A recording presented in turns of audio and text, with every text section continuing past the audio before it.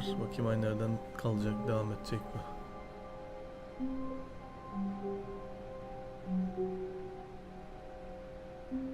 Tamam.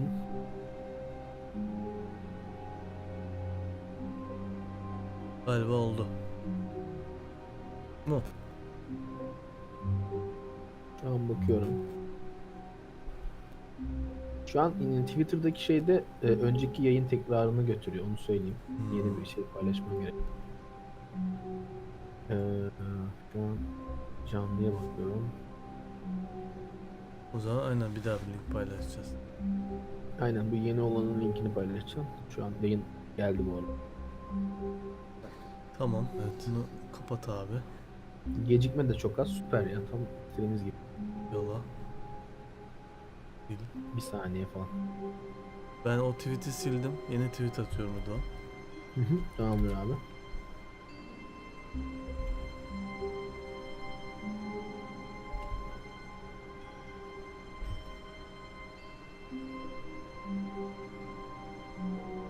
Bir moralle.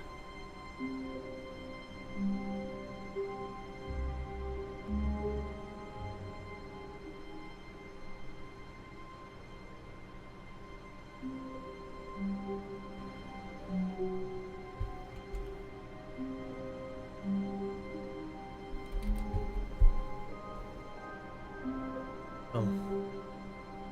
Şu an sende var mı sıkıntı? Bakıyoruz. Yok. Sorun da ama ara ara ufak ufak donuyor gibi. Evet, FPS düşüyor. Niye öyle oluyor? Ultra düşük diye yaptık diye mi? Düşük yapalım gecikmeyi. Deneyelim bakalım. Abi bak şeydeyken OBS'de yayının ayarını değiştirtmiyor. Allah Allah ya. Yayın esnasında mı acaba değişikliğe izin vermiyor?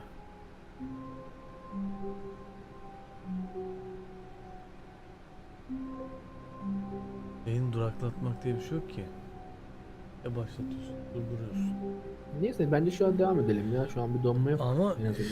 yani benim şu an izlediğim yayında FPS bayağı düşük. Tıkı gidiyor yani, böyle insanların keyfi yok. Sende nasıl? Yo, ben şu an YouTube'da izliyorum. Bir sorun yok. Bir oyna bakalım. FPS düşük değil mi? Yok sen bir oyna, hareket et. Yo iyi iyi. YouTube'da iyi şu an bu arada. Eyvallah. Bana oğlum şu FPS düşük değil mi şunun ya? Değil mi? Sen mi onu Senin telefonunda mı yok? Ben şu an bilgisayardan bakıyorum yayına ya. Bir sorun gözükmüyor. mu Sende sıkıntı? donuyor. Yok yok, gayet akıcı bu arada. Allah Hatta Allah ya. izleyenlerden biri de yazarsa Allah hatta Allah. izleyen yani. Ben şu an bilgisayardan bakıyorum. Bir sıkıntı yok. Sen sadece sen biraz donuklu hissedeceksin, o kadar.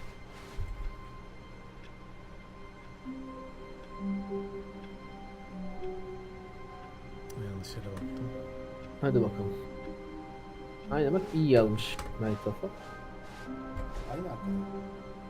Yok. Değil.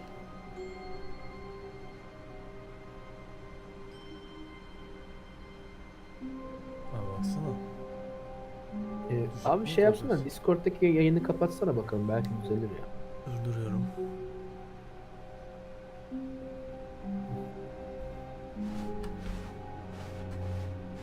Var mı rahatlık? Yani ben şu an göremiyorum ama dur bakayım. Yayında bir sorun yok bu arada. Evet Yayın evet, gayet şeyi iyi. kapatınca FPS arttı. Tamam, o zaman bununla alakalıymış. Tamam, nereye gidiyorduk lan? Toplantı odasına bakacak mısın? Bu taraf mıydı? Böyle miydi? Yok, tam arkamdan gideceksin, düz devam edeceksin. Buradan mı geldik? Bu gideceğimiz yer olması lazım ya. Lan dış ses, biraz bir şeyler söyle de. Devam et, buradan devam et. When Stanley came to a set of two open doors, he entered the door on his left. Evet Rıdvan, ne yapacağımı biliyorsun. Hadi bakalım. This was not the correct way to the meeting room, and Stanley knew it perfectly well. Perhaps he wanted to stop by the employee lounge first, just to admire it. Yes, truly a room worth admiring. It had really been worth the detour after all, just to spend a few moments here in this immaculate, beautifully constructed room. Stanley simply stood here, drinking it all in.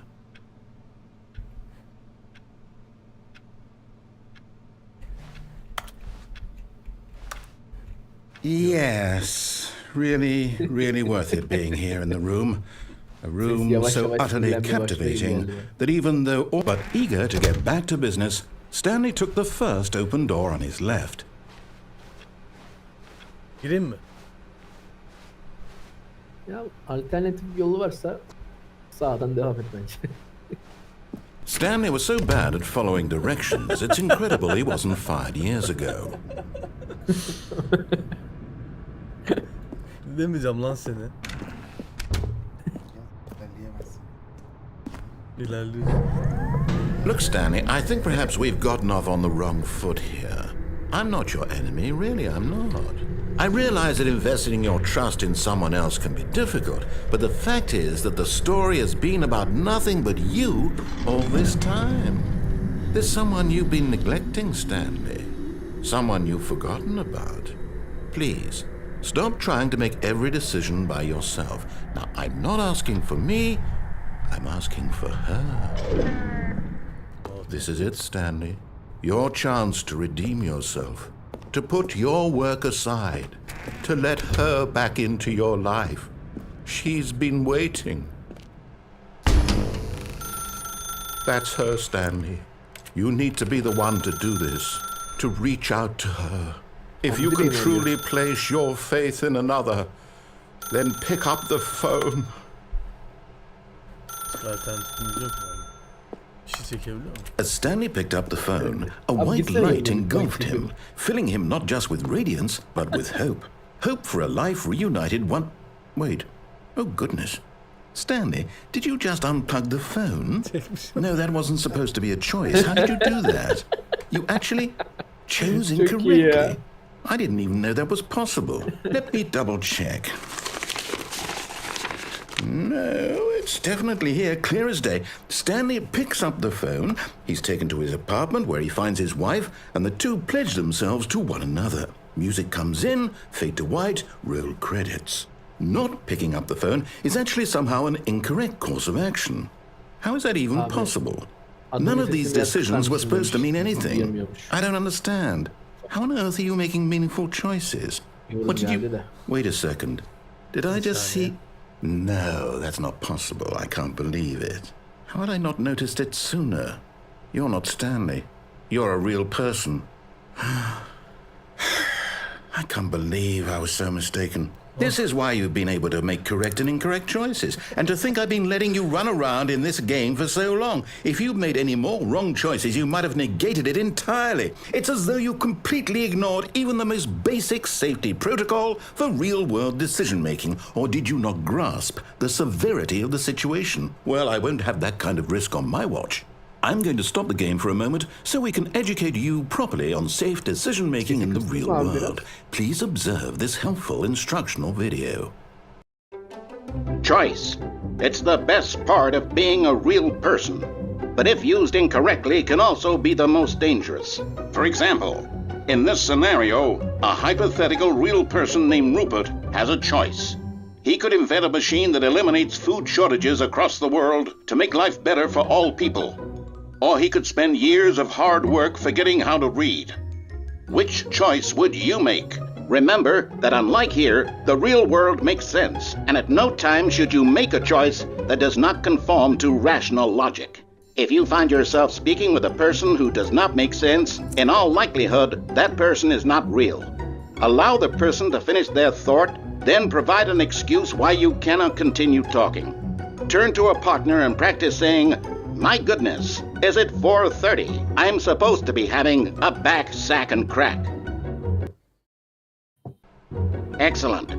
Making choices on a regular basis is the best part to a healthy decision-making process. Most medical professionals recommend making at least 8 choices per day. Do you make more than 8? Less? And finally, If you begin to wonder if your choices are actually meaningful and whether you'll ever make a significant contribution to the world, just remember that in the vast infiniteness of space, your thoughts and problems are materially insignificant, and the feeling should subside. At this time, your instructor will guide you in an exercise to test and reinforce the material covered in this video. Ah, welcome back. You may have noticed that this room has begun to Alo. Buradayım. Oyunun sesini biraz kıstın mı? Yok, şimdi kıstım. Ha, anlatıcıyı kısmam This lazım. is the story. Evet, This is the anlatıcıyı biraz. story of a man named Şu an iyidir herhalde. Ya herhalde This is the story. iyi olmuştur diye düşünüyorum. Bakayım yayına. Müzik sesi sallıyorum. Müziği kısarken çalan müziğe bak. Bayağı iyi.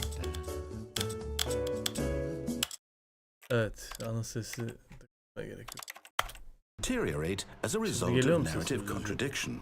But not to worry. Now that you're properly informed on good decision making, we're Herhalde going to daha iyidir revisit ya. a choice you made just a few minutes ago and see what the correct thing to do would have been. This way, Evet please. şu an biraz daha iyi.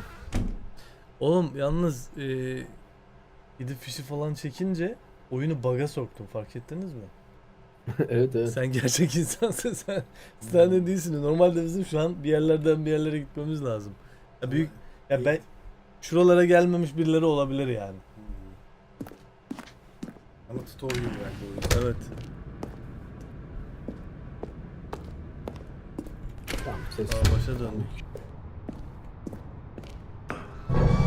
Now that we know your choices are meaningful, we Guiding can't have them. you jumping off the platform and dying. Oh. Imagine the main character dying senselessly halfway through the story. That story would make no sense at all. We just need to get you home as soon as possible before the narrative contradiction gets any worse. Unfortunately, it seems this place is not well equipped to deal with reality. Aşağı atlama yok. Olsaydı onu da denerdim.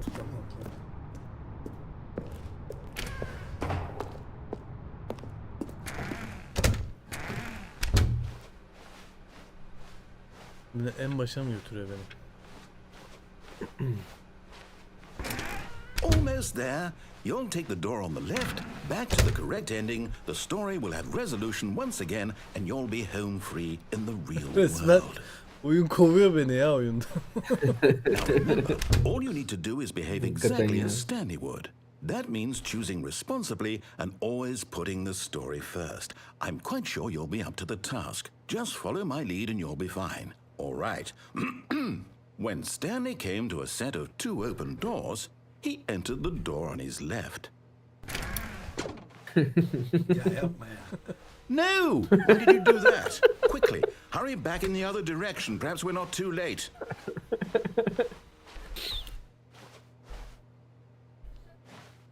Peki bir daha yapman yok mu? Yok. Aynı şakayı 500 kere yaptırtmıyor.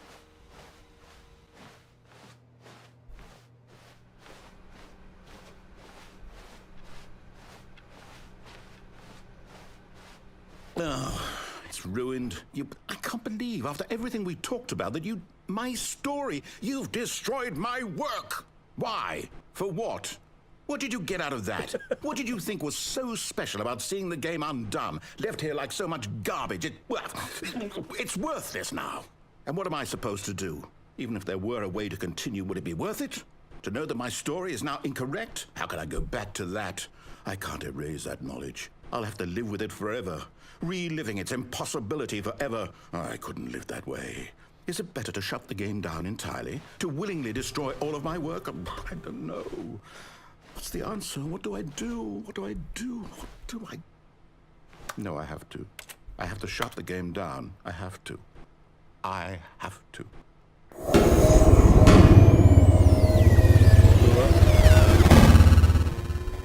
Lan? Ne oluyor lan?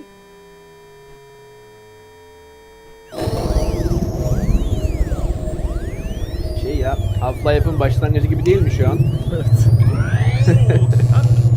I'm here. I'm still here in this pile of rubbish, with you who thought you were so clever. Now look where we are. My entire game is destroyed. It was the only thing in the world that was mine, and you've run it into the ground. What, did you think that would be funny? You just had to see? Didn't I impress upon you how important it was to be like Stanley?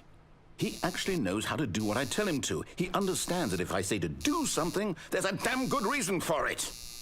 That thought hadn't even occurred to you, had it? That there's a world outside of you? You're a child. Oh, my story. If you'd just gone through the door on the left, you would have seen it. There was a whole underground facility. You would have destroyed it and been victorious. It would have been so perfect. I worked so hard on it. I tried so hard to make Half-Life behave göndermesi mi exactly yapıyor? as Stanley would. Yani That bana öyle means geldi. choosing responsibly and always putting the story first. I'm quite sure you'll be up to the task. Just follow my lead and you'll be fine. All right. Ya resmen oyun When Stanley came to çok a güzel set değil mi of ama two baksana open her doors, seçeneğine bir he cevap entered the şey var door on yani. his Bir left. senaryosu var yani. Rıdvan sağdan girmemiz yok mu? Zaten onu yapacağız şu an. Yapayım mı? Yap bakalım ne diyecek bu sefer. Zaz çarpılıyormuşum. No! Why did you do that? Quickly, hurry back. Behave exactly as Stanley would. That means Ah, choosing I know. responsibly and always putting the story first. I'm sure you'll be up to the Başa mı task. attı? Just Aynen. follow my lead and you'll be fine. Tamam, All tamam. right. When Stanley came to a set of two open doors, he entered the door on his left. Gözlüğüm orada mı ya? Yok mu? Gözüm acıdı arkadaşlar. Kusura bakmayın. Evet. Anlatıcı çıldırtmaya devam.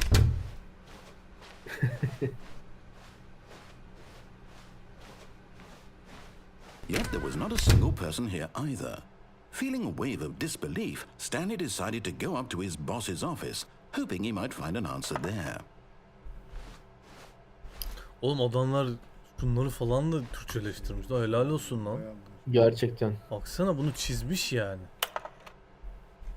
Büyük bir emek var ya. Baksana abi. Helal olsun. Yani bu Bir de bir iğrenç şey slide'ı diyebilir bile miyim? Abi Belki- tahtaya bir daha baksana. Tahtadaki yazılar aynı bizim gerçek hayatta yazdığımız gibi değil mi? zaten el yazısı olarak yapıp yazısı. koymuşlar belli. O süper ya. Diyor. Daha fazla kutu yok. Bir kutusunu değiştirme. Bir kutusu. Şu iğrenç slide'ı bile değiştirmişler yani. Helal olsun.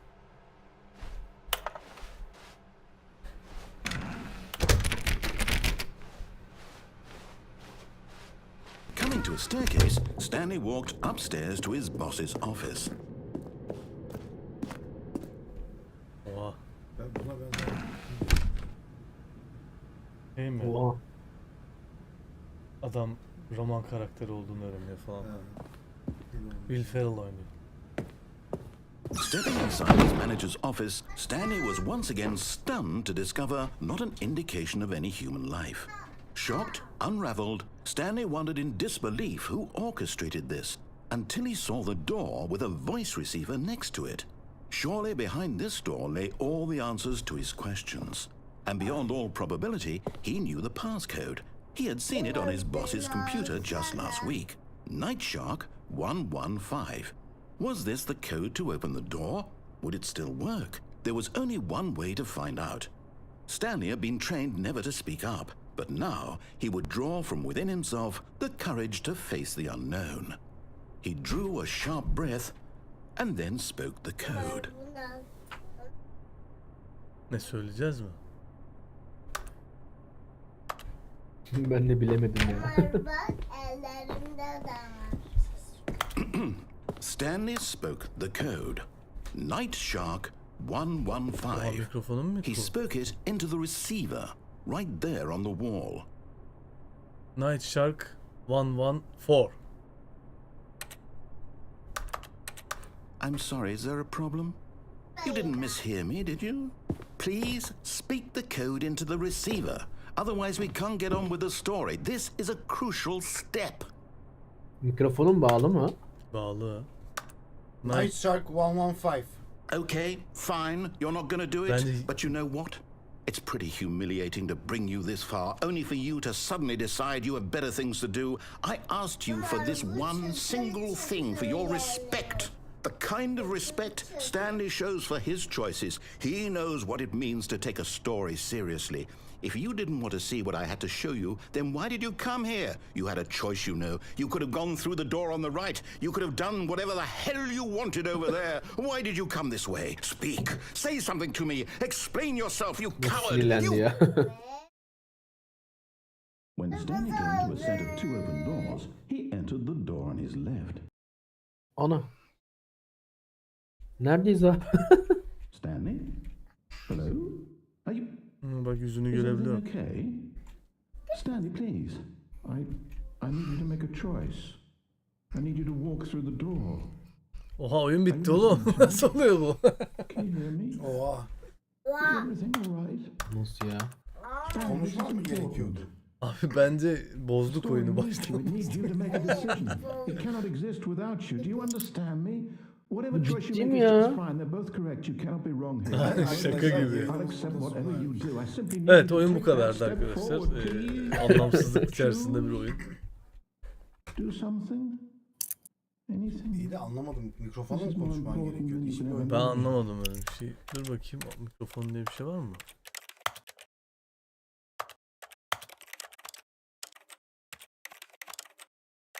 Ha, ses yok işte genel. O zaman tuşlardan 1-1-5 yapacaktım ben. Ha. Öyle mi acaba? Demedim. Neyse geri. Etkileşim tuşu ne abi? Etkileşim tuşu. Oyuna yeniden başla. Herhalde. İyi bana aynı şeyi bir daha oynattı. All of his co-workers were gone. What could it mean? Stanley decided to go to the meeting room. Perhaps he had simply missed a memo. Ya oyun o kadar iyi ki When Stanley dediğini came to a yapmazsan set of 2 open oyunu doors, zehir ediyorsun. he entered the door on his left. Harbiden ya. Uğraştırıyor bir daha. çok etkileyici bir deneyimdi. Teşekkürler. Kim o? Robert Tinker yazmış sağ olsun.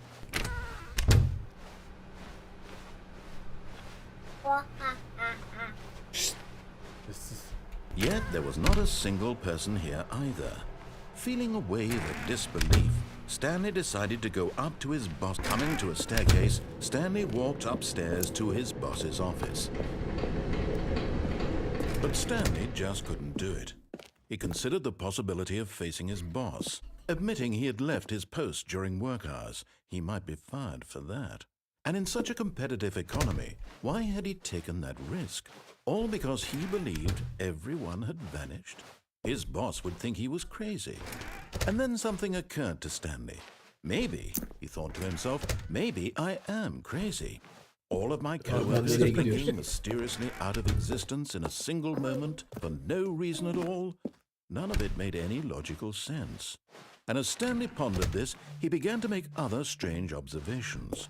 For example, why couldn't he see his feet when he looked down?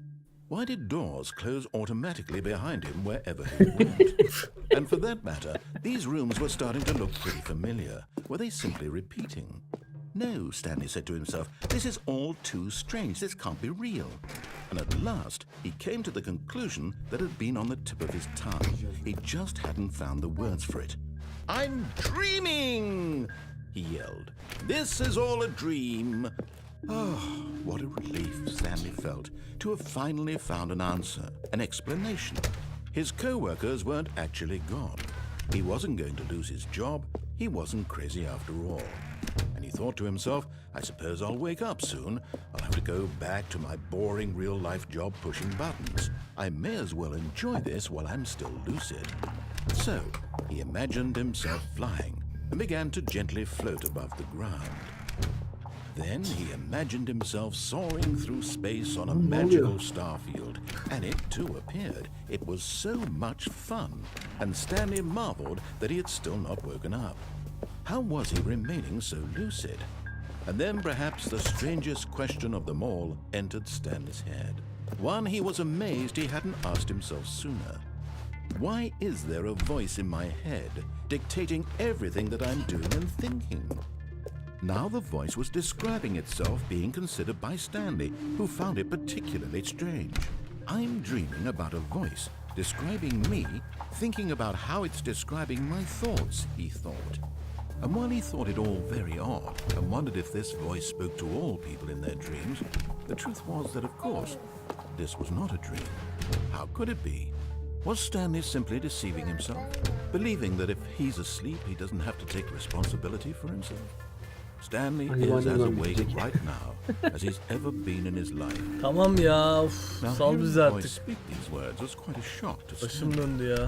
After all, he knew for certain, beyond a doubt, that this was in fact a Resmen dream. dediğini Did the yapmadık voice diye not see him şu an float and bize make the işkence magical yapıyor. stars just a moment ago? How else would the voice explain all that? This voice was a part of himself too. Surely, if he could just...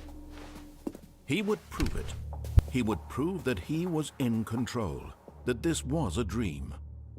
So he closed his eyes gently, and he invited himself to wake up. He felt the cool weight of the blanket on his skin, the press of the mattress on his back, the fresh air of a world outside this one. Let me wake up, he thought to himself. I'm through with this dream. I wish it to be over. Let me go back to my job.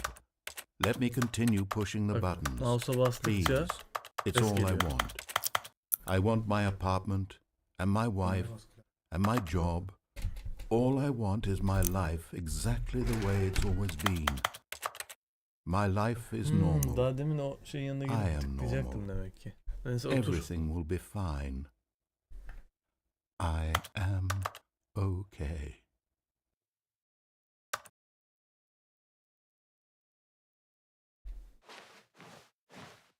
Burada mısın? Stanley began screaming. Please, someone wake me up. My name is Stanley. I have a boss. I have an office. I am real. Please, just someone tell me I am real. I must be real. I must be. Can anyone hear my voice? Who am I? Who am I? And everything went blank. Rıdvan sen çekirdek mi yiyorsun? This is the story of a woman Sesim named geldi. Gabriella. Dedim Stanley çekirdek Gabriella yiyor woke up herhalde. on a day like any other. She Benden arose, geldi ya. got dressed, gathered her belongings, and walked to her place of work. But on this particular day, her walk was interrupted by the body of a man who had stumbled through town talking and screaming to himself, and then collapsed dead on the sidewalk. And although she would soon turn to go call for an ambulance, for just a few brief moments, she considered the strange man. He was obviously crazy. This much she knew. Everyone knows what crazy people look like. And in that moment, she thought to herself how lucky she was to be normal. I am sane. I am in control of my mind. I know what is real and what isn't. It was comforting to think this, and in a certain way, seeing this man made her feel better. But then she remembered the meeting she had scheduled for that day. The very important people whose impressions of her would affect her career, and by extension, the rest of her life. She had no time for this, Ama so it o was only a moment Serdar. that she stood there, staring down at the body. And then she turned and ran. Bu da bir sonuydu demek ki oyunun. Tamam ya, lanet o gitsin dediğini yapacağım ya. All of his co-workers were gone. What could it mean? Stanley decided to go to the meeting room. Perhaps he had simply missed a memo. Ölmedi bak. When Stanley came to a set of 2 open doors, he entered the door on his left.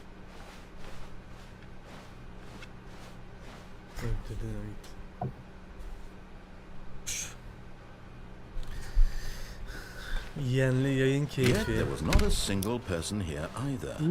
Feeling a wave of disbelief, Stanley decided to go hangi up to dediğini his yapmadık bosses. ben Coming anlamadım to bu a arada. staircase, Ne? Stanley walked En upstairs son to hangi his dedi? Ha boss's yukarı office. çıkmadın değil mi? O yüzden. Aşağı gittim. Uykusu gelmemiş. Halbuki delirmiş meğerse. Stepping into his manager's office, Stanley was once again stunned to discover not an indication of any human life. Zaten buraya girmedik. Shocked, Unraveled, Stanley wondered in disbelief who orchestrated Aa, this. burası nereye? What dark Farklı. secret was being held from him? Ha burada kod What he yazıyor. could not have known was that the keypad behind the boss's desk guarded the terrible truth that his boss had been keeping from him. And so the boss had assigned it an extra secret PIN number, 2845. But of course, Stanley couldn't possibly have known this.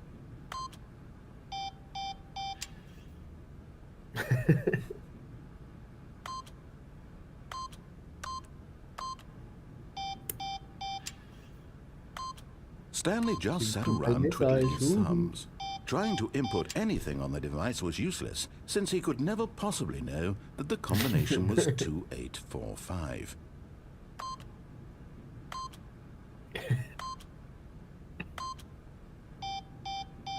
Two, 8, 4, 5.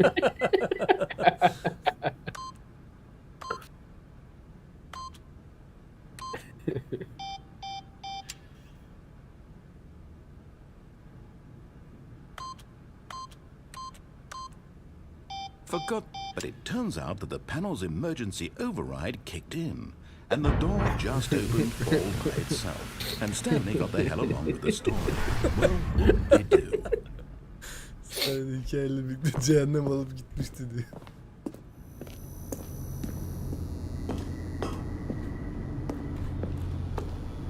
Burası neresi ya?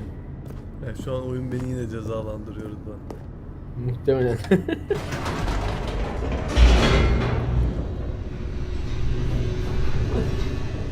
Şimdi nane yedik.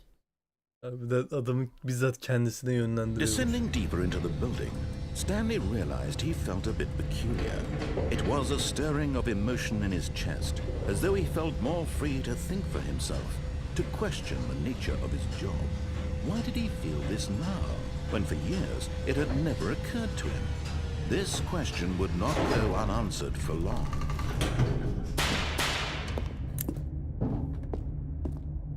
Stanley walked straight ahead through the large door that read Mind Control Facility. Although this passageway had the word escape written on it, the truth was that at the end of this hall, Stanley would meet his violent death. Hayda. The door behind him was not shut. Stanley still had every opportunity to turn around and get back on track. Biz bir yola kefenimize çıktık.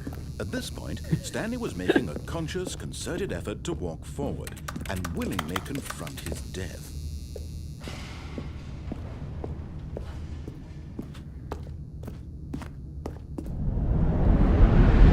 Harbiden aşağı düştüm.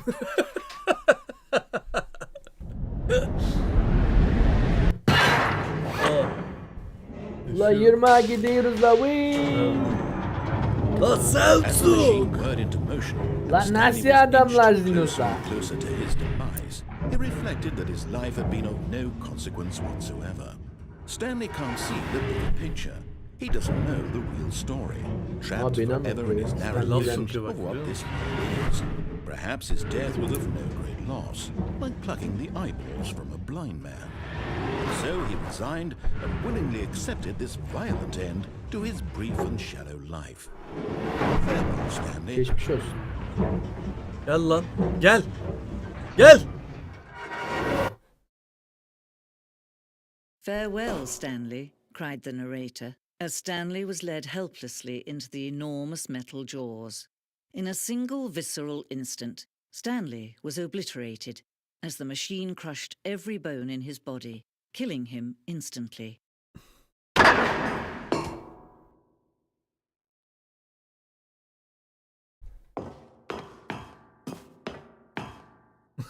And yet it would be just a few minutes before Stanley would restart the game, back in his office, as alive as ever. What exactly did the narrator think he was going to accomplish?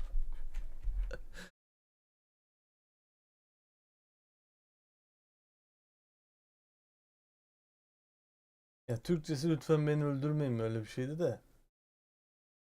When every path you can walk has been created for you long in advance, death becomes meaningless, making life the same. Do you see now? Do you see that Stanley was already dead from the moment he hit Çok start? derin bir cümle kurdu gibi geldi bana ya. Ne diyorsun abi? Şu an oyun bitti ve yazıları görüyoruz değil mi? Emeği geç. Enteresan bir oyun ya. Abi çok garip bir kafası var oyunun ya. Stanley walked over the bridge.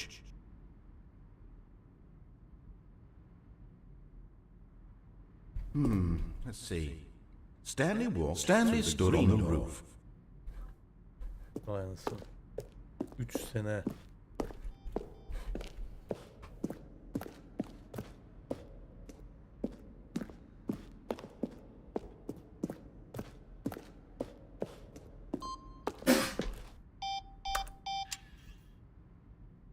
Ne oldu şimdi?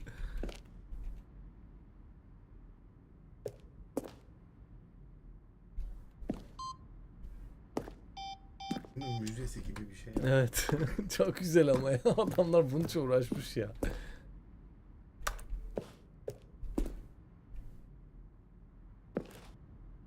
Kesin ne o bölümü onu erken versiyon. Tamam ya. Başlatıyorum tekrar. Başlat bakalım abi. En baştan mı? Yok o yine lafını dinlemediğim yere yönlendiriyor. Ya en başta tabii de. All of his co-workers were gone. What could it mean? Stanley decided to go to the meeting room. Perhaps he had simply missed a memo.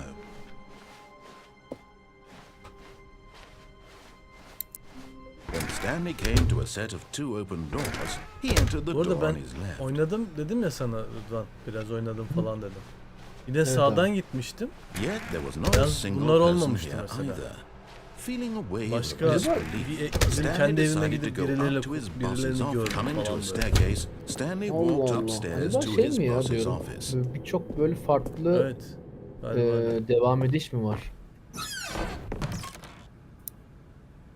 Değil mi lan? Gir. Sırrım var. Çalmak için para. Ama tabii seninki değil.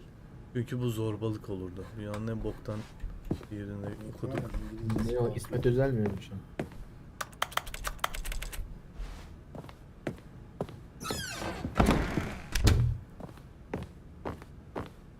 Stepping into his manager's office, Stanley was once again stunned to discover not an indication of any human life.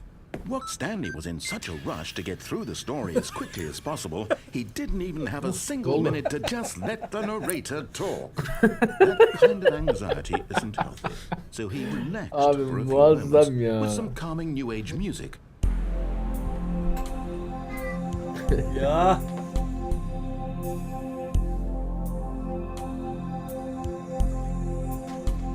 Yani şimdi şey mi yapıyor Feeling yani? soothed and rejuvenated, Stanley calmly walked forward into the opened passageway. Müzik dinletiyor.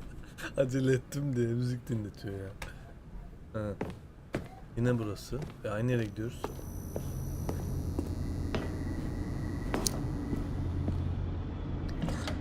Ha. O sol yerine bu sefer bir tarafa gidersem çıkış yerine. Her türlü oraya gidecektik demek ki.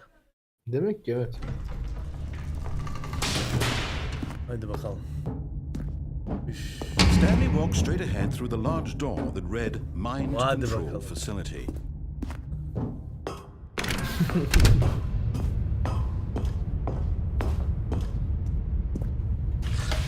Lights rose Seçim on var an herhalde. enormous room packed with television screens.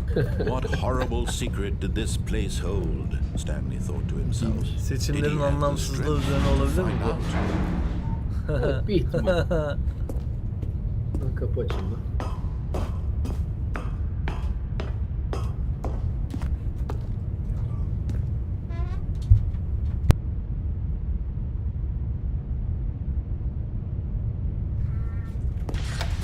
Now the monitors jumped to life, their true nature revealed. Each bore the number of an employee in the building, Stanley's co-workers. The lives of şey so değil mi many ya, camdaki individuals reduced to ayakkabılar? images on a screen. And Stanley one of them, eternally monitored in this place where freedom meant nothing.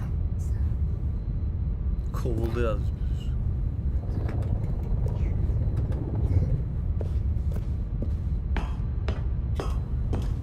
Şşt.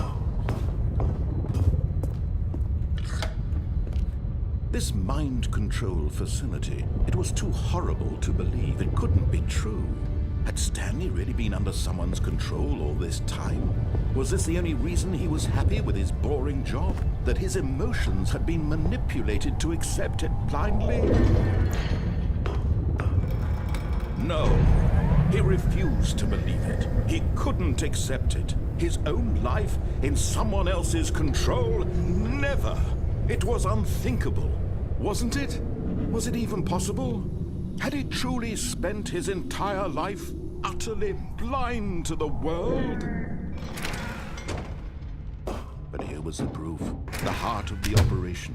Controls labeled with emotions. Happy, or sad, or content. Walking, eating, working. All of it monitored and commanded from this very place. And as the cold reality of his past began to sink in, Stanley decided that this machinery would never again exert its terrible power over another human life. For he would dismantle the controls once and for all. Ne yapıyoruz oğlum biz ya? Ne oldu şimdi ya? Zihnini kontrol et. Bunun gibi diğer çalışanlar. Şimdi o sistemi yıkacakmış. Her şeyi ortadan kaldıracakmış. Ses geliyor mu Ömer'in? Yok, ben duymadım. Arkadaşlar yanımdaki sesi geliyor mu? Tek benim sesim mi geliyor? And when at last he found the source of the room's power, he knew it was his duty, his obligation, to put an end to this horrible place and to everything it stood for.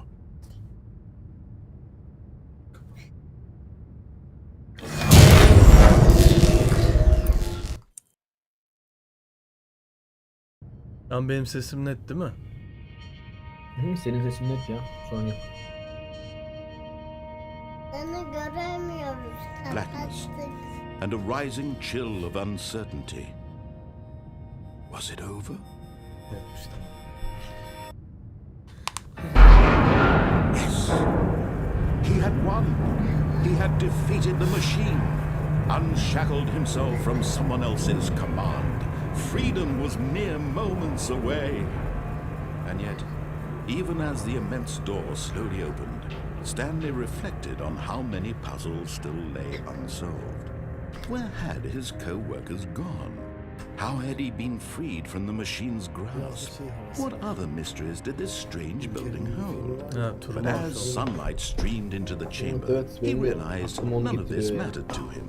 For it was not knowledge or even power that he had Modern been hayat seeking, eleştirisi but happiness. muhabbeti de. Perhaps his goal had not been to understand, but to let go. No Ama longer ya, would anyone felsefik tell him where altyapısı to olduğunu go, söylemişlerdi what to bu do, oyunda. Yani or oynayalım. how to feel. Whatever life he lives, it will be Modern hayat his. kölesi. And that was all he Yani needed to know. peki bunun karşıtı doğa mıdır yani? Doğaya gidince mi özgürleşiriz? Rıdvan'cığım köydesin, sen bize söyle. Çok mu özgür hissediyorsun kendini? Ya Evet, ben evet diyormuş.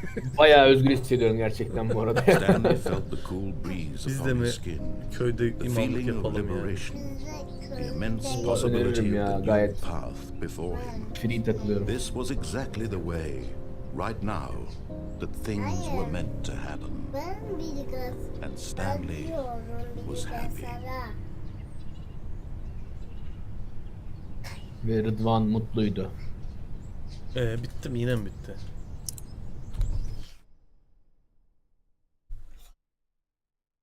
End is never the end. Oğlum kaç tane şey Stanley seçeceğiz was ya? alone. Finally. This is great, he thought to himself. Tamam, This sol is what I kapıyı, wanted all along. I got Şeylerini ele what I diktim yani wanted. olasılıklarını. Bence şu an oyuna devam ediyor. When Stanley came to a set of two open doors, this was not the correct way to the meeting room, and Stanley knew Nasıl it yani? perfectly well. Paşa mı aldın? Perhaps he wanted to stop by the employee lounge first, İlerlemiyor musun just to şu an? admire Paşa it. mı geldin? Başa geldi. Wow. Yes, Onun dediği this tercihleri room. yaptın. İlerlemen What a lazım. İşte oraya beautiful getirdi room. beni. What a Orada mı? gorgeous, gorgeous Açık room. dedim.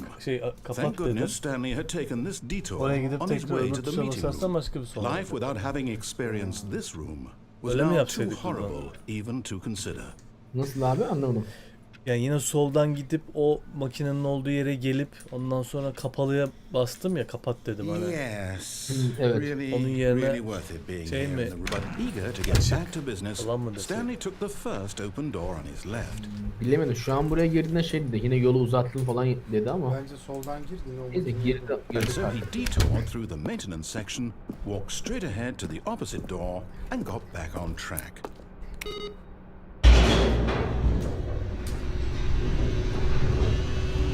Yani temel olarak şey işte değil mi? But Stanley didn't want to go Hani back to sana the söylenenleri office. mi He wanted to yapacaksın, wander kendisi about kendine. and get even further on track. Ama mantık So now in olarak order to ona get back, he sana needed to söyleneni go yaptığında bir ilerleme kaydetmen lazım. From here, it's left.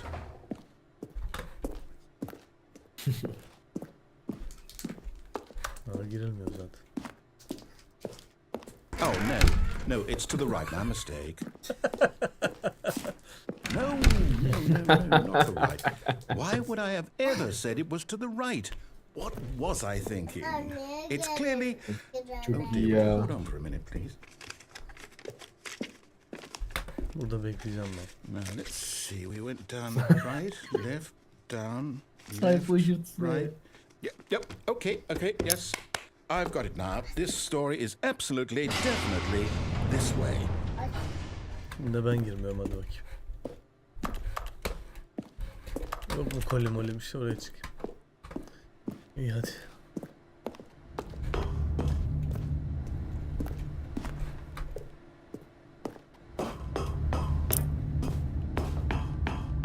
Lan yine mi burası? No.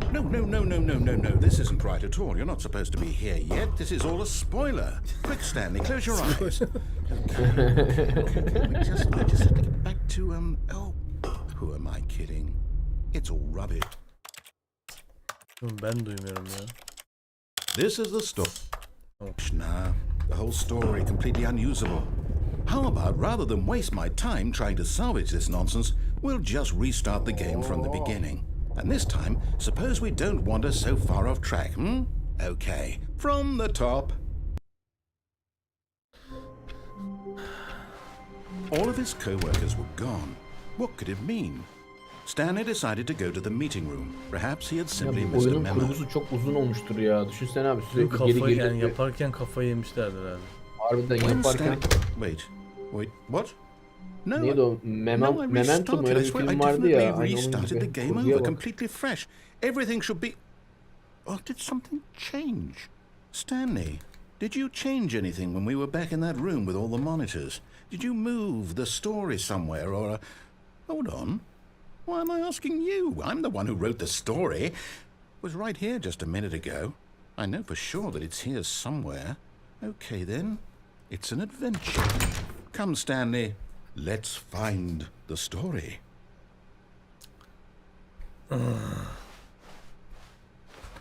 Buraya hiç girmemiştik. Aa. Üçüncü kapı ne hala? Lan bir sürü kapı var, hangisinden gireceğiz?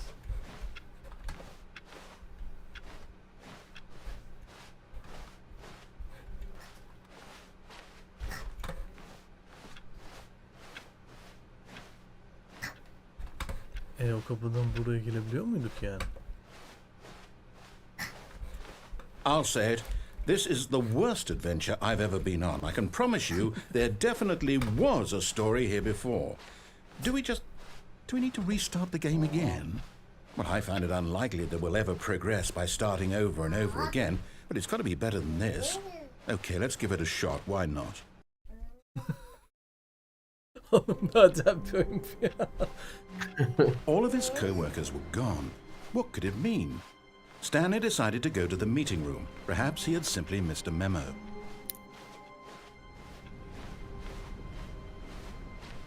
Okay, yeah, it's worse. I might be remembering this wrong. It's Lan, possible the kapı story nerede? is back where we just came from. Why don't we go back the other direction and see if we missed anything?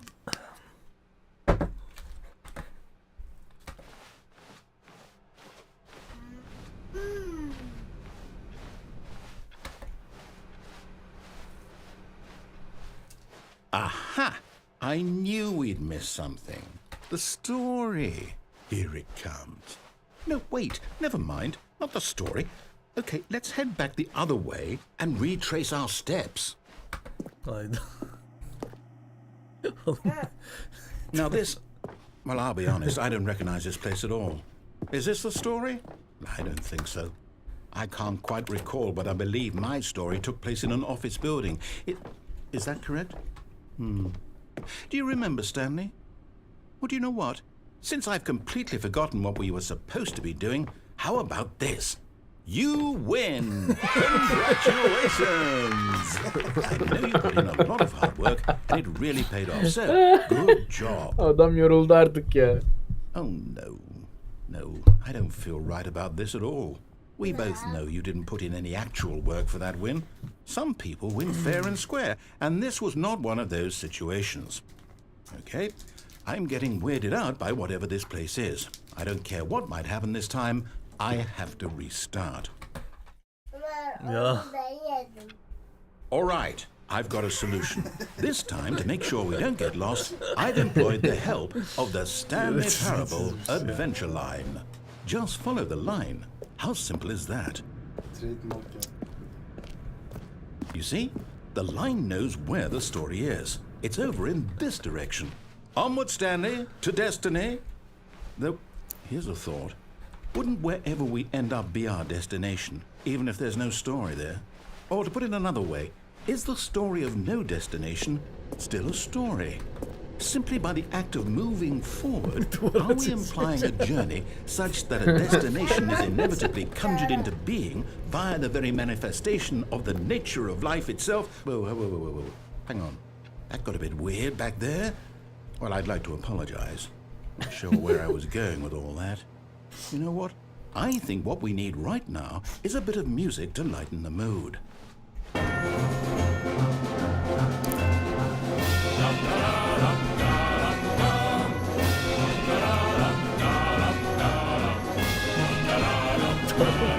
Boruların arasında yani.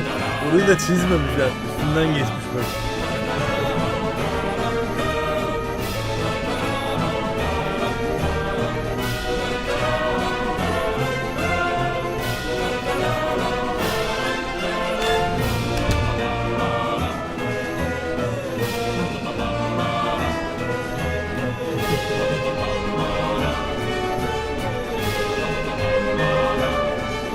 Cut the music, go back and look at that fern. Stanley, this fern will be very important later in the story. Make sure you study it closely and remember it carefully. You won't want to miss anything.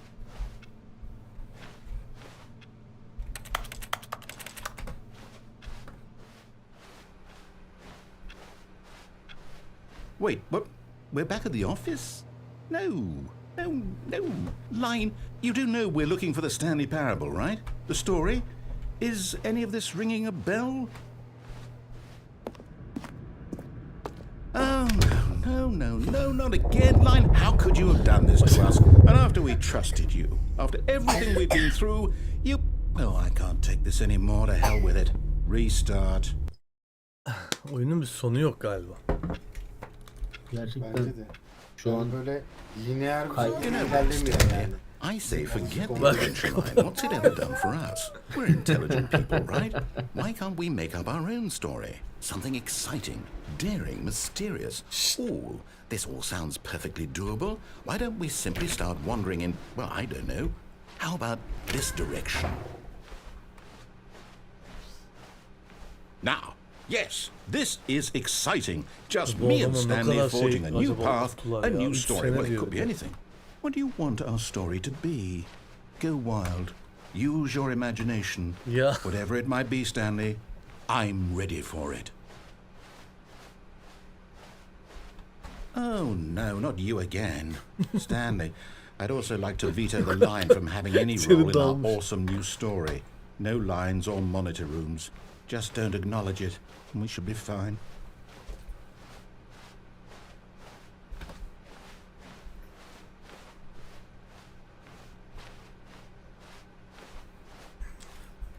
Kayboldu.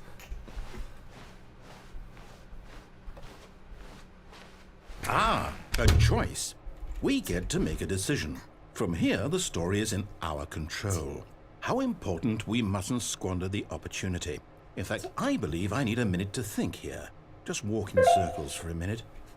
Okay, so I know that each door has to lead somewhere, which means that somewhere, the place where we're trying to go, there must be a reverse door that leads here.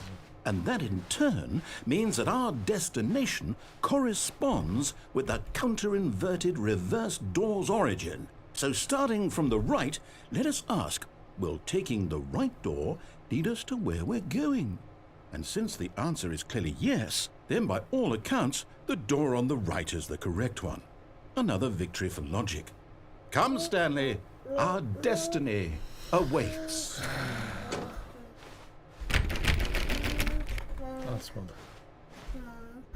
Oh, hold on, what's this? Şaşırtmalısı. The confusion ending. You're telling me that's what this is? It's all one giant ending? And we're supposed to restart the game eight times? That's really how all this goes? It's all determined? So now, according to the schedule, I restart again. Then what? Am I just supposed to forget? Well, what if I don't want to forget? My mind goes blank simply because it's written here on this thing, wall. Well, who consulted me? Why don't I get to decide? Why don't I get a say in all of this? Is it really? No, it can't be. I don't want it to be. I don't want the game to keep restarting. I don't want to forget what's going on. I don't want to be trapped like this. I won't restart the game. I won't do it. I won't do it. I won't do it. And the timer stopped. Does that mean, did we do it? Did we break the cycle? The, whatever it is that made this schedule. Ya. Leyla ile How Mecnun would we şey even sahnesi know? vardı ya abi. Kapılar Will vardı. someone come for us? Oradan oraya something geçiyor. Yani happen? şu an onun gibiyiz. So, okay. I guess now we just wait. You know, I suppose in some way that this is a kind of story, wouldn't you agree? I'm not quite sure if we're in the destination or the journey, though they're always saying that life is about the journey and not the destination. So I hope that's where we are right now. We'll find out, won't we? Eventually. Well, in the meantime, if you... Oyun anlatışının sesini kesti. All of his co-workers were gone. What could it mean? Stanley decided to go to the meeting room. Perhaps he had simply missed a memo. Ben hemen geliyorum abi. Tamam.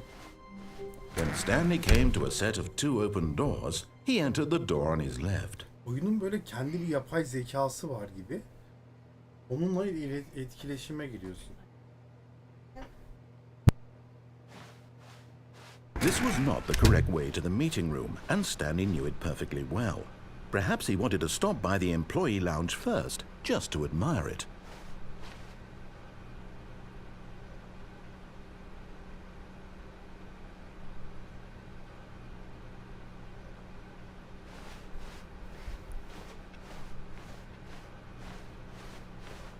The lounge was sublime, a work of art.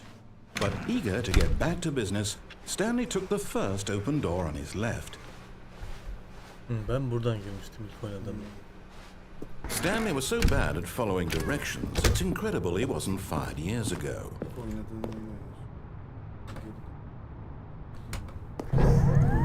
Look, Stanley, I think perhaps we've gotten off on the wrong foot here. I'm not your enemy, really, I'm not. I realize that investing your trust in someone else can be difficult, but the fact is that the story has been about nothing but you all this time. There's someone you've been neglecting, Stanley. Someone you've forgotten about. Please, stop trying to make every decision by yourself. Now, I'm not asking for me, I'm asking for her.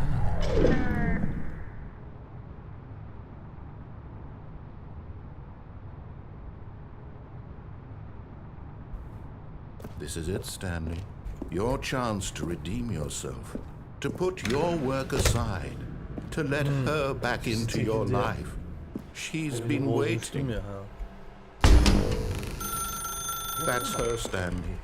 You need to be the one to do this. En To ilk reach out to oynadığımda her.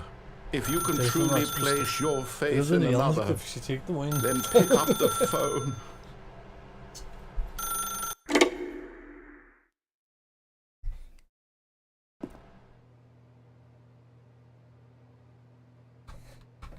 Oh, Stanley, is that you? Hold on, sweetie. Sorry to keep you waiting. I'm just pulling the bread out of the oven. All right. Okay, there we go.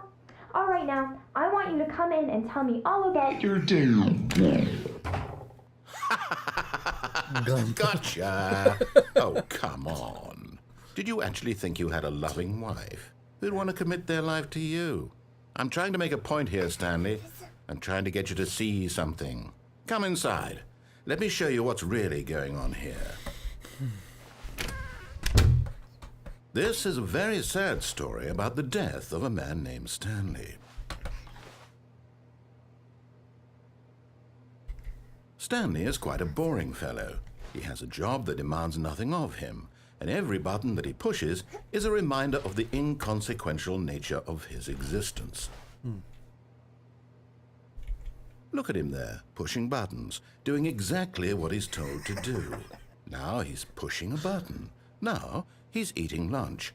Now he's going home. Now he's coming back to work. One might even feel sorry for him, except that he's chosen this life. But in his mind, he can go on fantastic adventures. From behind his desk, Stanley dreamed of wild expeditions into the unknown, fantastic discoveries of new lands. It was wonderful.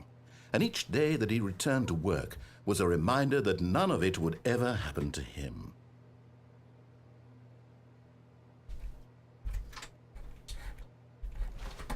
And so he began to fantasize about his own job.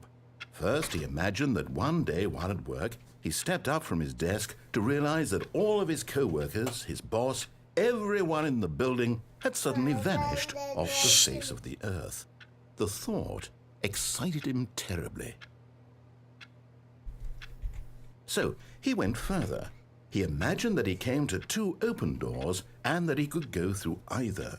At last, choice. It barely even mattered what lay behind each door. The mere thought that his decisions would mean something was almost too wonderful to behold. As he wandered through this fantasy world, he began to fill it with many possible paths and destinations. Down one path lay an enormous round room with monitors and mind controls. And down another was a yellow line that weaved in many directions. And down another was a game with a baby. And he called it the Stanley Parable. It was such a wonderful fantasy, and so in his head he relived it again, and then again, and again, over and over, wishing beyond hope that it would never end, that he might always feel this free. Surely there's an answer down some new path, mustn't there be? Perhaps if he played just one more time. Ne demekmiş hakikaten parable? Parabol. Parabol neydi mi? Mesel demek. Kıssa. Yani Stanley'nin hikayesi. Eşine onu sevdiğini söylemek için tuşa bastı. But there is no answer. How could there possibly be? In reality, all he's doing is pushing the same buttons he always has. Nothing has changed. The longer he spends here, the more invested he gets, the more he forgets which life is the real one. And I'm trying to tell him this, that in this world he can never be anything but an observer, that as long as he remains here, he's slowly killing himself. But he won't listen to me. He won't stop. Here, watch this. Stanley, the next time the screen asks you to push a button, do not do it.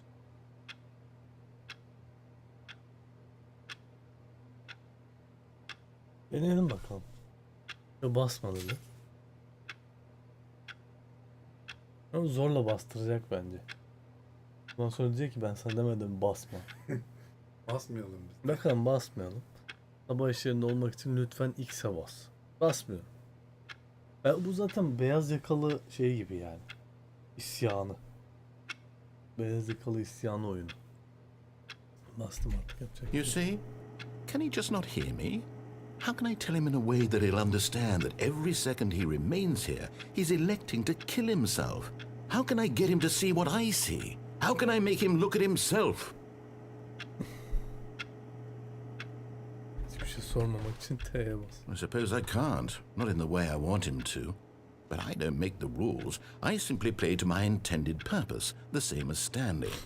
We're not so different, I suppose.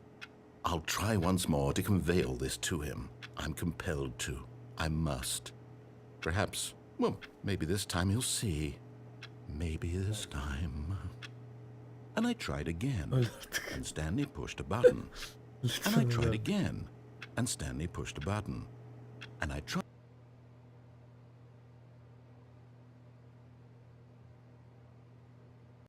Bu garip bir oyun. Evet. Bu acayip Ama değişik çok kafa ya. alışılmışın dışında bir ilerleme kaydetmek istiyor insan. Bir yere varmak istiyor. Olay olsun. Zaten o da onu anlatıyor.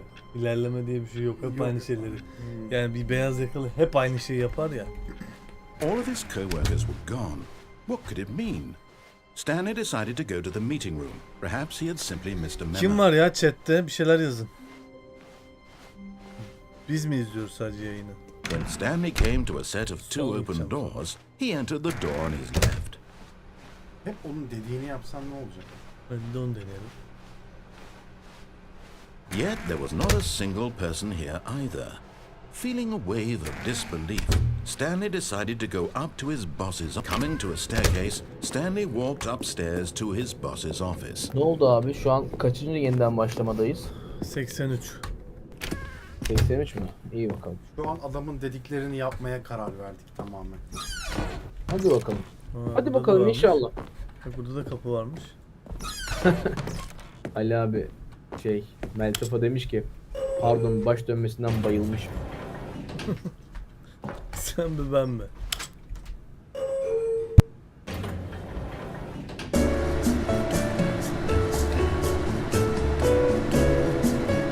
Abi şu müzikle çalmasa var ya rahatlayamayacağım.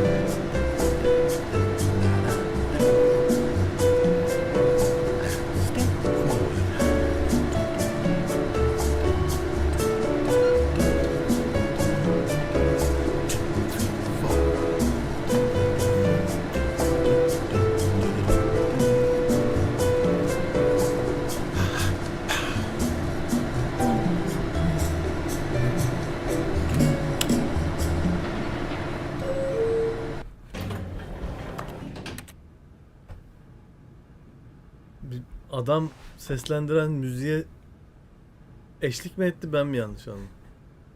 Ben duymadım ama olabilir. Aynı yere geldik. Hiçbir şey değişmedi.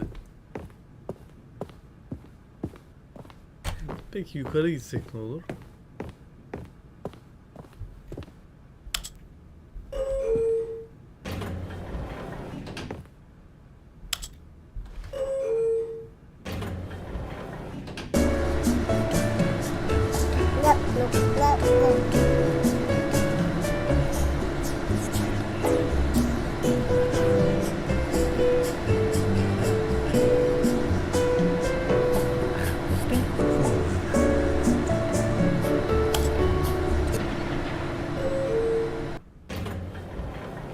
Anlaşıldı.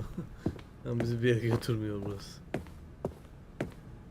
Okay, I think we all know the drill by now. Blah, blah, blah. Dark secrets, the keypad. Stanley pushes some buttons. Oh, hey, look, it's a new passageway. Kill surprise. Öz eleştiri yaptı. Atladı resmen ya. Kendi şeyini geçti.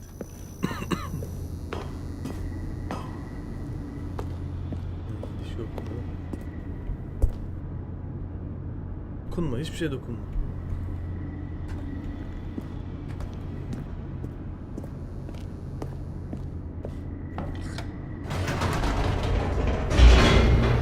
Nereye gidecek?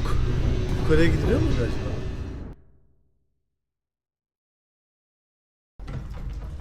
Aynı şeyleri şey yapacağız herhalde.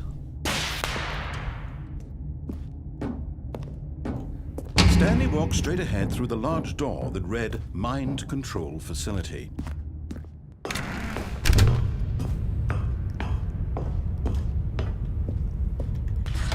The lights rose on an enormous room packed with television screens. What horrible secret did this place hold? Stanley thought to himself. Did he have the strength to find out?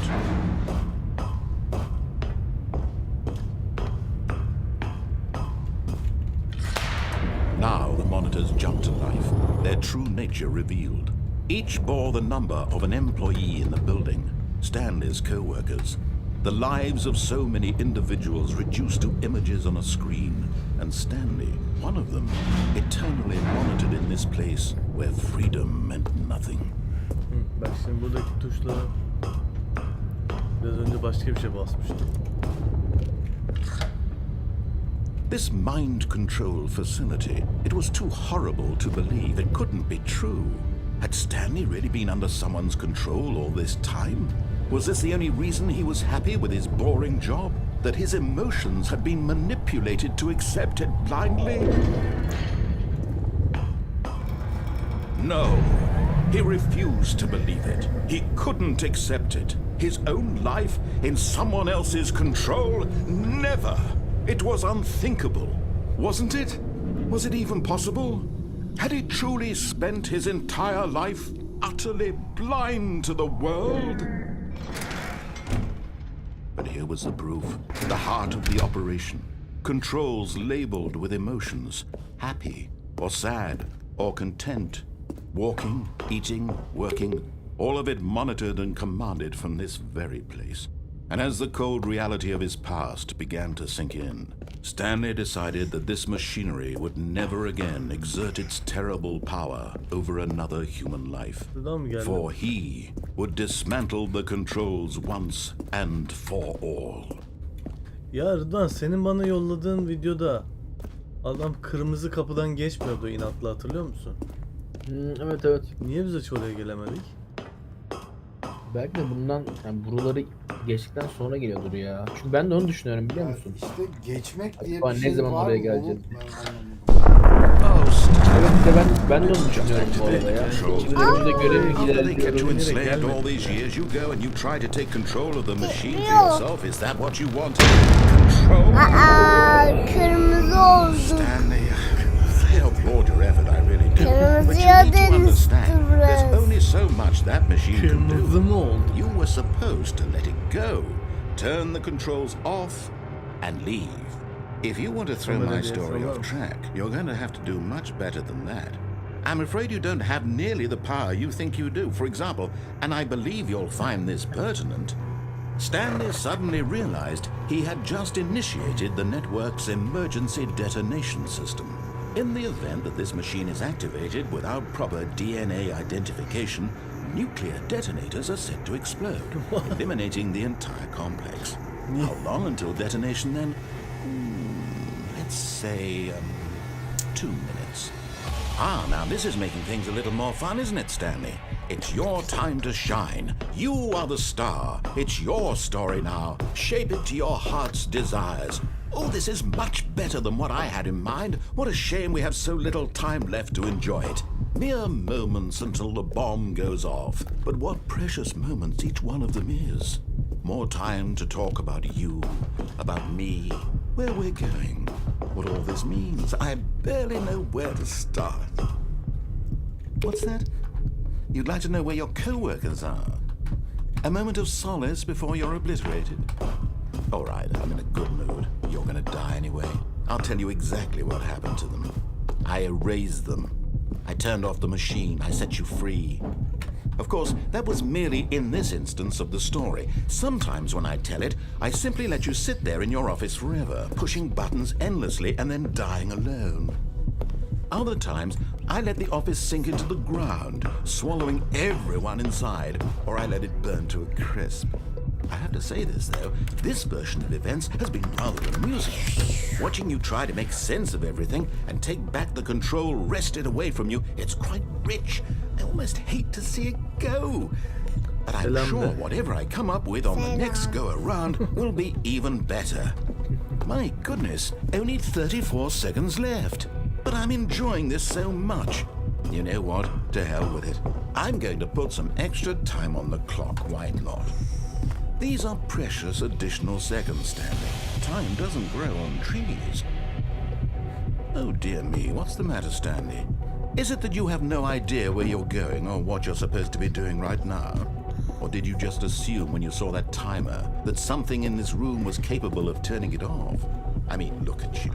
Running from button to button, screen to screen, clicking on every little thing in this room. These numbered buttons, no, these colored ones. Or maybe this big red button, or this door. Everything, anything, something here will save me. Why would you think that, Stanley? That this video game can be beaten? One solved? Do you have any idea what your purpose in this Çok place is? konuşuyorsun, öldüreceksen öldür, ne yapıyorsan yap. Stanley, you're in for quite a disappointment. But here's a spoiler for you. That timer isn't a catalyst to keep the action moving along. It's just seconds ticking away to your death. You're only still playing instead of watching a cutscene because I want to watch you for every moment that you're powerless. To see you made humble. This is not a challenge. It's a tragedy. You wanted to control this world, that's fine. But I'm going to destroy it first, so you can't. Take a look at the clock, Stanley. That's 30 seconds you have left to struggle. 30 seconds until a big boom and then nothing. No ending here, just you being blown to pieces. Will you cling desperately to your frail life, or will you let it go peacefully? Another choice. Make it count, or don't. It's all the same to me, all a part of the joke. And believe me, I will be laughing at every second of your inevitable life from the moment we fade in until the moment I say, happily ever after. Siyah Ulan kaldı. 20'a gidiyoruz yine. Yine siyah dönüştü.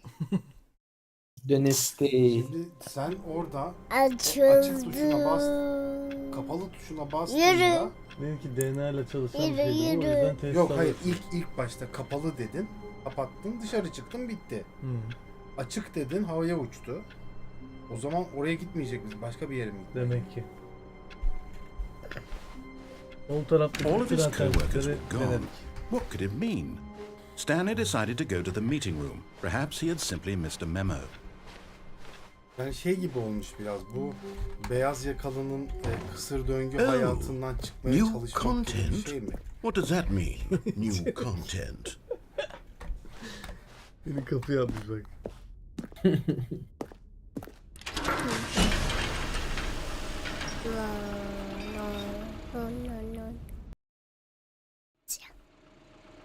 Lensar, siyah der misin?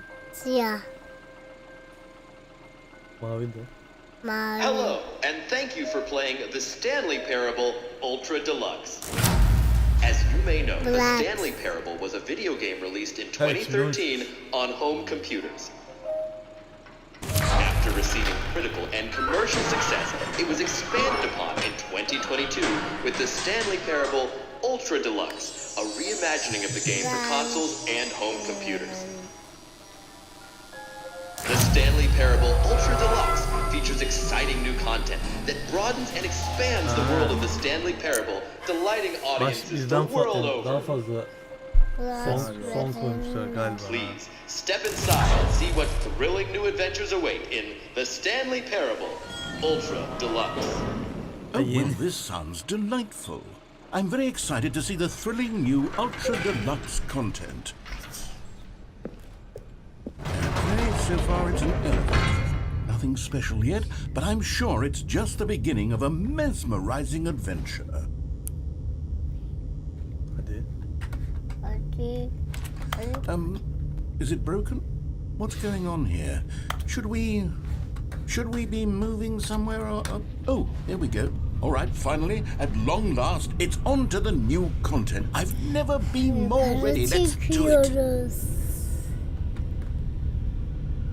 Sponsor mu acaba?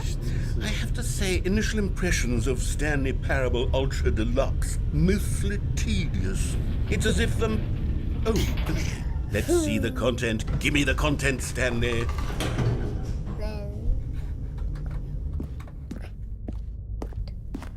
All right, All right, let's see. It's the jump circle.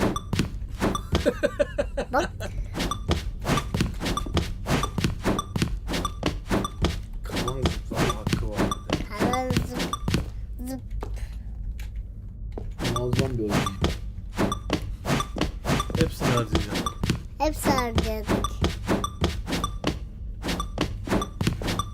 Yeni içerik bu ya. Sil. Zıplama özelliği.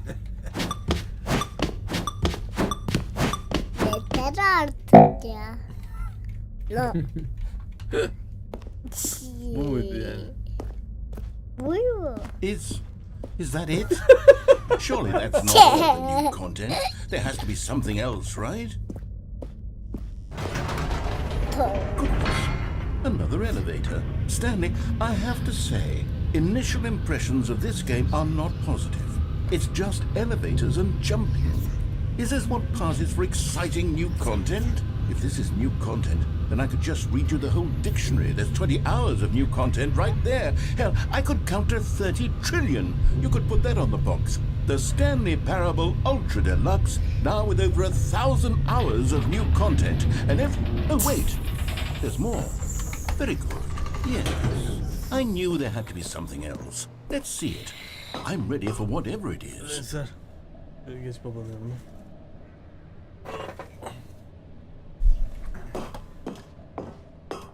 Beş kişi olduk. That's it? Oh, you've got to be kidding me. You see, Stanley?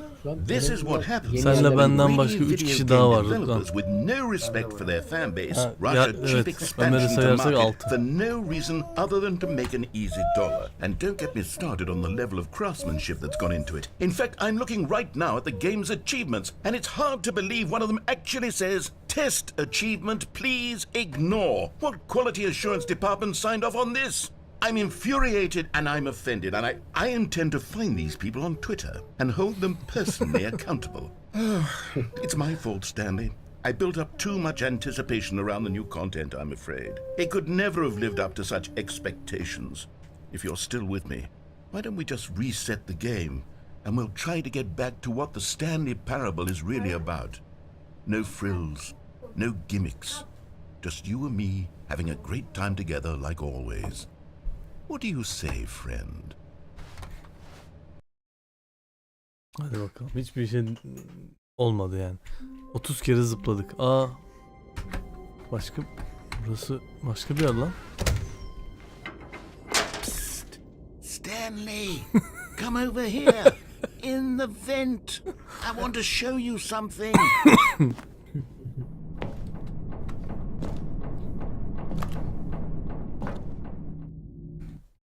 Ya bu Half-Life'la da mı dalga geçiyor bir yandan acaba? Ya bana öyle geliyor. Deminden beri hep aklıma Oynanış geliyor. olarak ama sadece. Okay, you remember how cheap and unsatisfying the new Ultra Deluxe Aralarda content turned out to be. sürekli But raylı it got me sistemden thinking gidiyoruz. about Şu the an buradan past geçiyoruz. and how much better the Stanley Parable used to be.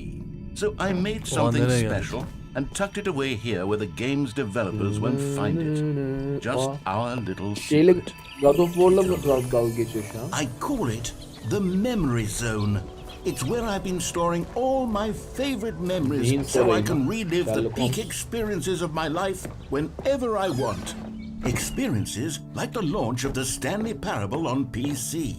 You see, Stanley, doesn't the memory zone remind you of how wonderful Stanley Parable was before it was sullied with a cheap re-release?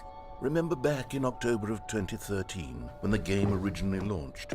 Back then, video games had integrity. Back then, it all meant something. Oh, the waste. Nasıl bina lan?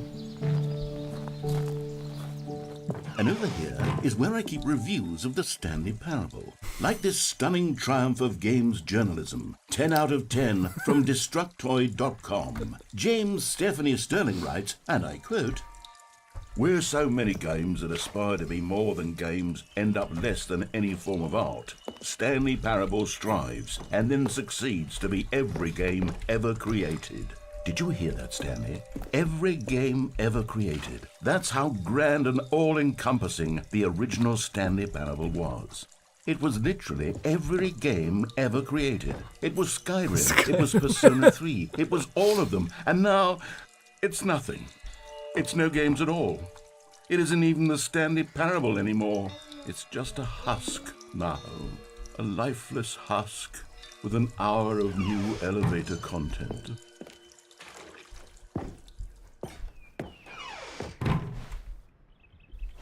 Orijinal yeniden yapım.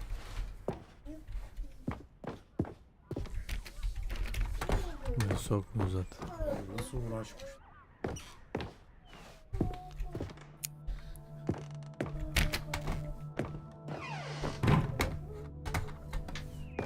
Here's another moving passage, Ya this bize time oyunun from şeylerini gösteriyor. GameSpot.com. The Stanley Parable is both a richly stimulating commentary on the nature of choice in games and one that offers some of the most enjoyable, surprising, and rewarding choices I've ever been confronted with in a game. 9 out of 10. Don't you get it, Stanley? The game was perfect. It didn't need anything else. It didn't need new content. It just needed to be left alone, to spend the rest of time collecting dust in the hallowed hall of beloved video game memories.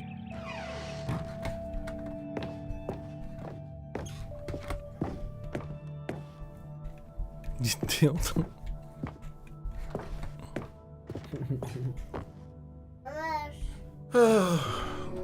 These were simpler times, Stanley. But I wouldn't give to go back, to have it all over again. Wait, hang on. I don't recall this part of the memory zone before. What's this? What's down here?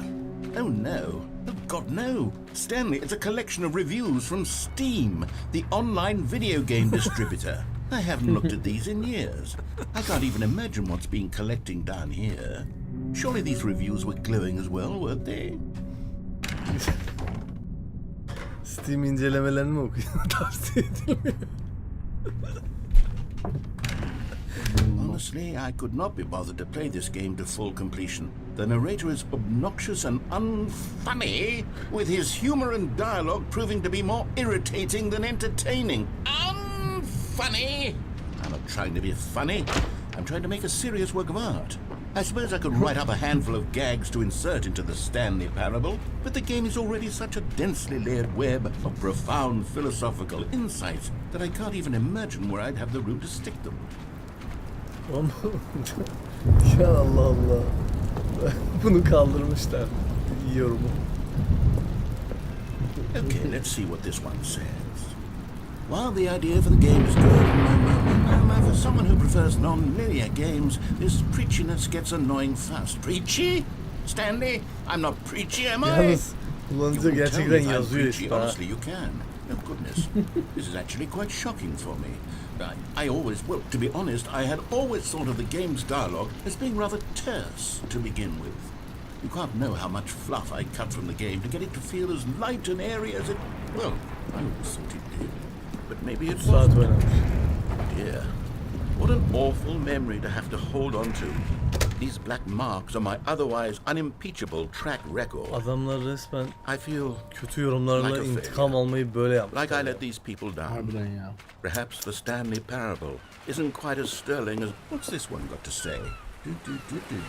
You constantly have to stop doing anything so the narrator can catch up with his long-winded explanations of what's happening. I wish there was a skip button. A skip button? Well, yes. Yes, I think we can do that. If I'm truly too preachy, then maybe letting you skip ahead for just a moment, surely it couldn't hurt. En azından 9 Not if it means we can strike 8 these saat oynamış negative adam. reviews from the record. Only positive reviews of the Stanley Parable. That's my motto today, and it's always been my motto. I'd do anything for the customers. Yes, a skip button we shall have.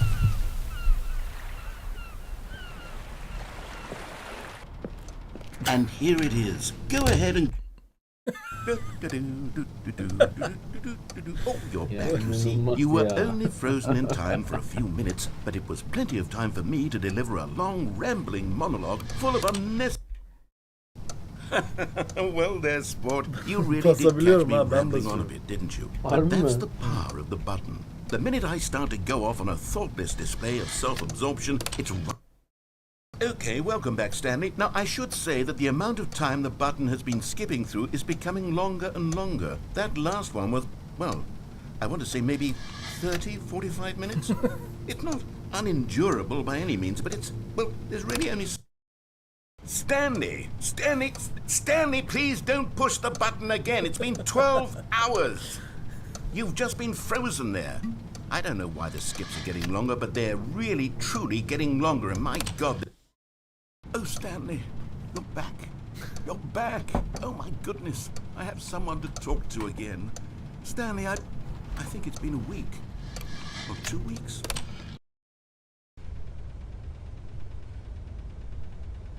Oh, hello. It's you. You're here again. Welcome.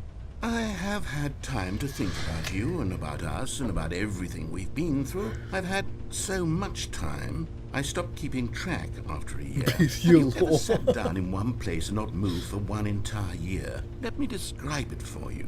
To begin with, there is only regret. There is only the turning wheel of missed opportunities. I felt nothing at all but regret for the longest time, Stanley. Days, months. I lost it all in a blur of the deepest longing to undo the past.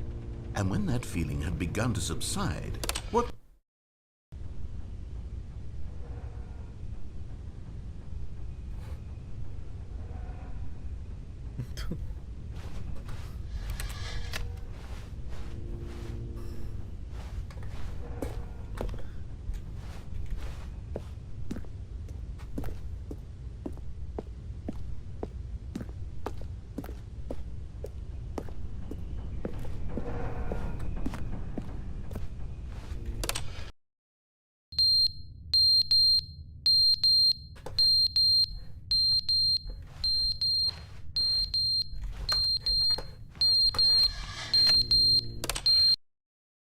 But they didn't understand the game was never meant to be funny. It was meant to have a point. It was meant to speak to the human condition. But where are the jokes? Where are the jokes? They bemoaned, they screamed, they gnashed their teeth and said, entertain us. It wasn't enough. Ya resmen atlama tuşu olsa ne güzel olurdu dedi diye adam bütün oyunculardan intikam almış ya. Allah helal olsun. Ve hiçbir yere de gidemiyorum yani. Yani öyle mi? Atlama tuşu mu? Eyvallah, hadi bakalım al. Sana tuş. 15-20 dakika şimdi bu tuşa bas. Oyun bu. The end is never the end, is never the end, is never the end, is never the end, is never the end, is never the end, is never the end, is never the end, is never the end, is never the end, is never the end, is never the end, is never the end, is never the... Oyun oynarken bu kadar yoruldum adam yaparken. Evet nasıl, ya. Nasıl motivasyonu var? Nasıl bir kişilik ya bu? Çok şaşırdım gerçekten.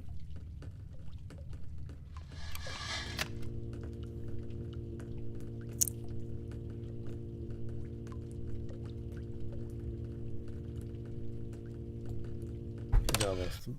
Bitmeyecek galiba böyle son soru. Oh.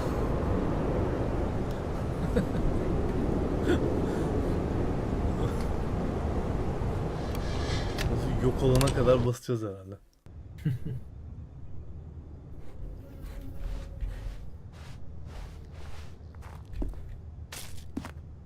Merdiven bir işe yarıyor mu? Yoksa bir daha mı tuşa basacağım? Bir daha basıyorum. Ne oluyor? Unuttular beni burada.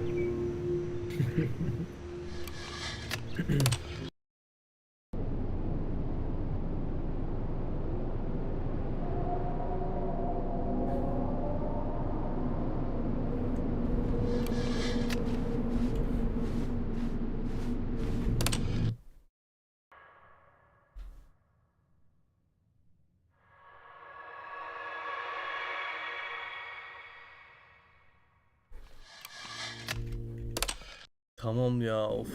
Vallahi darlandım ha. 25 kere bana skip tuşuna bastırdı. Ve en sonunda bütün Rıdvan bütün dünya yok olmuş ben tuşa basarken. Beni çok yordu şu an, biliyor musun? Ben aşırı yoruldum aynen. Ağrıdan şey yapabilirsin. Buton nereye gitti? He? Dışarı çıktı bakalım ne olacak ondan sonrasında. Çıktık mı? Bir yere gidemiyorum galiba. Sen şu an mezun oldun ya, çöldesin şu an. Bu dert beni diyar diyar gezdiriyor şu an. Da harbiden ne oluyor şu an yani? Ali Atay göl simülasyonu oynuyor.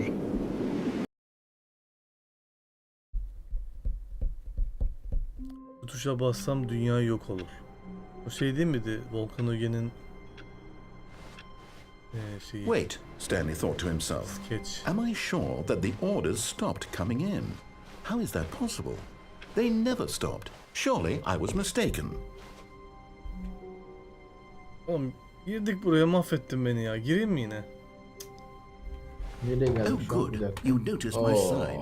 Yes, I have Abi something bence bir very ara verelim ya, exciting ben to bayağı show yoruldum you. oyunda. Baydı mı? Ya yok, bayma değil bu bayağı yoruldum yani, böyle artık zihnim diyor ki ne zaman ilerleyeceğiz? Niye aynı yerdeyiz sürekli? O demek ki sen de benim o gördüğümüz şey bir şeydi yani, anladın mı? Bir tane Evet, şakaydı yani. Zaten şu an o şakanın hakkını oynuyormuşuz gibi hissediyorum. Değil mi? Oyun şey mi? Ya. Trollük mü yapıyor? Hiçbir şekilde bir yere You see, Stanley, I've been göndermeyecek reflecting on mi? the Stanley parable and about how roundly disappointing Ya this tam ultra onu da deluxe diyemiyorum, version biliyor has musun? turned Oyun out to be. enteresan bir halde The çünkü. original Stanley Ya parable mesela was a sözünü landmark, dinlemediğinde and de any yine new diğerleri content for it should ulaştırabilir live up gibi to geliyor. that legacy. So forget this ultra deluxe nonsense. I say we take it one step even Ya further. yapmış yine. Which is why I'm very proud to announce for the first time ever the Stanley Parable 2.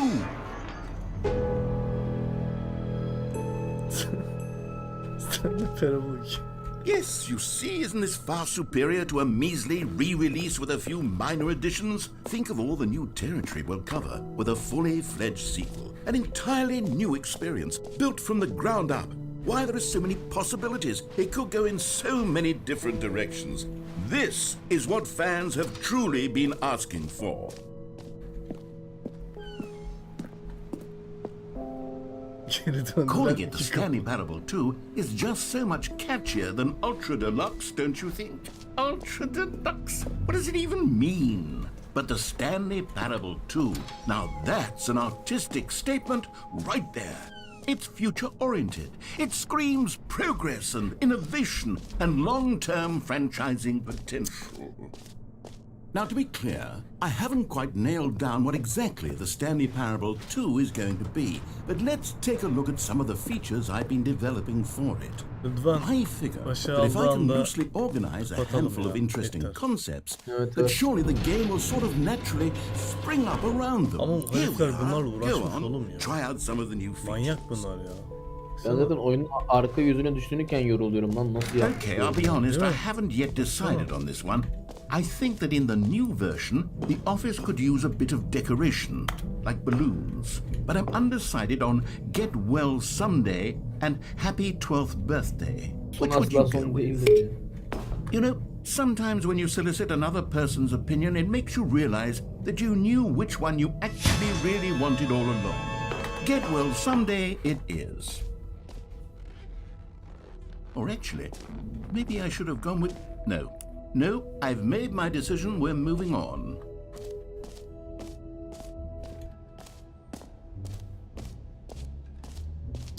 Geri Çok döndüler şey ya. dakika. Çok aşırı deneysel bir oyun yani.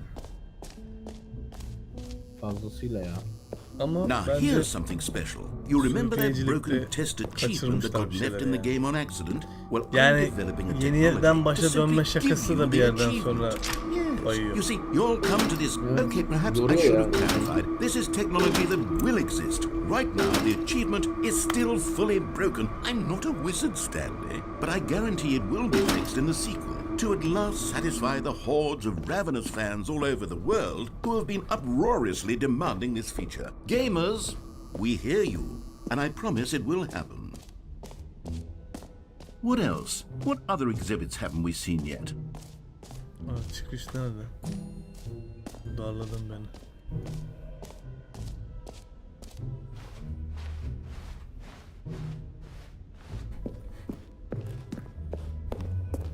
Sıkıldın mı falan diyecek şimdi. Değil mi? Oh, goodness. Stanley, this is very awkward. I hate to do this, but before you leave, you really should go to both the exhibits for the bucket and the collectibles. You see, there's a surprise I was going to spring on you later, and it involves both of them. And I really do hate to break the illusion, but it's important that you go see the collectibles and the bucket, okay? All right, I'll get out of your hair now.